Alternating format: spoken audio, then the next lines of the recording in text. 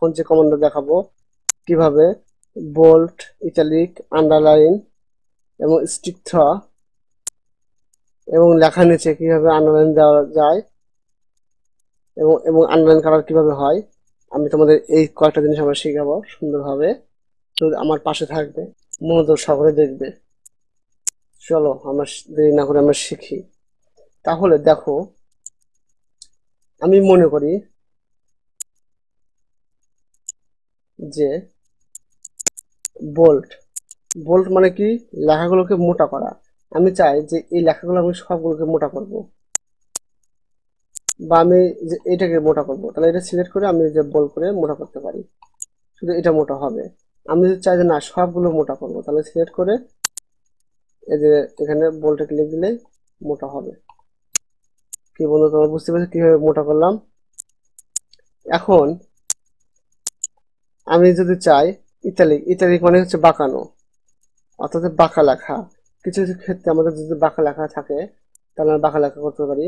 যদি আমি চাই এটুকু করবো, তাহলে আমি সিলেক্ট করে আমি এটুকু ক্লিক দেবো, এটুকু বাঁকা হবে, এটুকু স্বাভাবিক থাকবে। আবার যদি মনে করি না আমার এটুকু হবে না, আমার সবগুলোই হবে, তাহলে আমি সিলেক্ট করে আমি সবগুলোই ক্লিক দিতে পারি। এই যে এটাকে বলে বাঁকা হবে, এরকম স্টাইল করতে পারি। এখন আমি যদি চাই যে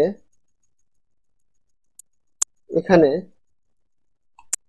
আমার সবগুলো আন্ডারলাইন হবে, এই যে ইউতে আন্ডারলাইন, এই যে সবগুলো নিচে আন্ডারলাইন হলো, কিন্তু আমি চাই যে যে প্রত্যেকটা ওয়ার্ডের নিচে আলাদা আলাদা আন্ডারলাইন হবে। সেটা কিভাবে? সিলেক্ট করে আবার ক্লিক দিলে চলে যাবে। আমি কি বলছি, প্রত্যেকটা ওয়ার্ডের নিচে আলাদা আলাদা আন্ডারলাইন হবে। কিভাবে?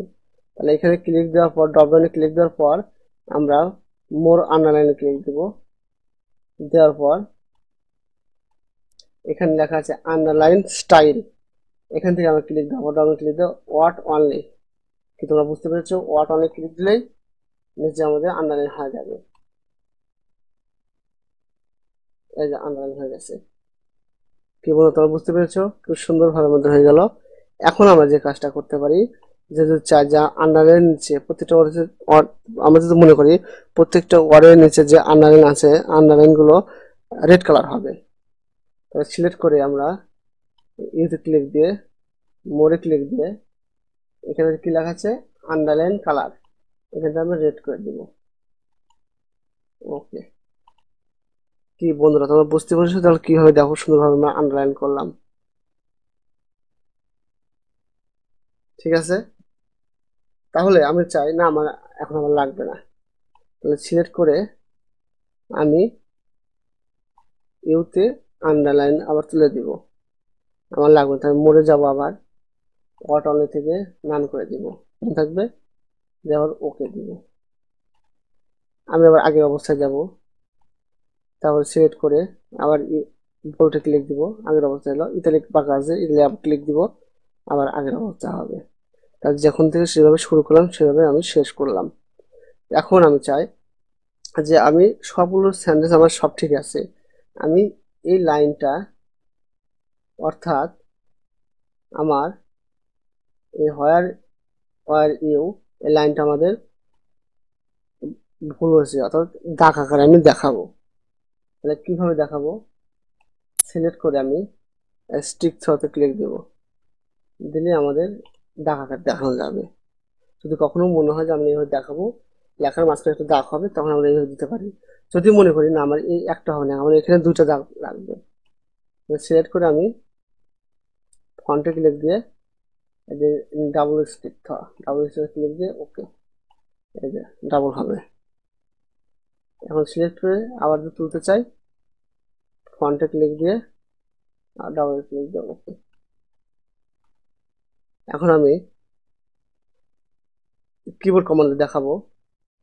সিলেক্ট করলাম, বোল্ড করবো হচ্ছে কিবোর্ড কমান্ড হচ্ছে কন্ট্রোল বি, বি দিলে বোল্ড হবে। কিবোর্ডে কন্ট্রোল বি দিলাম, বোল্ড হলো। আমি চাই বাঁকা করবো, কন্ট্রোল আই, কিবোর্ডে কন্ট্রোল আই দিলাম, বাঁকা হবে। এবং আন্ডারলাইন যদি চাই তাহলে কন্ট্রোল ইউ দিলে আন্ডারলাইন হবে, প্রত্যেকটা সেন্টেন্স ওয়ার্ডের নিচে আন্ডারলাইন হবে, কিন্তু আলাদা আলাদা ভাবে আন্ডারলাইন হবে না, ওখানে যেতে হবে, এটা একবার সরাসরি। আমি আবার তুলে দিতে চাইলে কন্ট্রোল ইউ, আবার কন্ট্রোল আই, কন্ট্রোল বি, ওইভাবেই। তাহলে বন্ধুরা তোমরা বুঝতে পেরেছো কিভাবে আমরা বোল্ড, ইটালিক এবং আন্ডারলাইন করলাম এবং আন্ডারলাইন কালার দিলাম এবং হচ্ছে প্রত্যেকটা ওয়ার্ডের নিচে আন্ডারলাইন দিলাম। তাহলে যদি আমার এই ভিডিওটা ভালো লাগে তাহলে অবশ্যই লাইক, কমেন্ট, অবশ্যই শেয়ার দেবে এবং আমার পাশে থাকবে।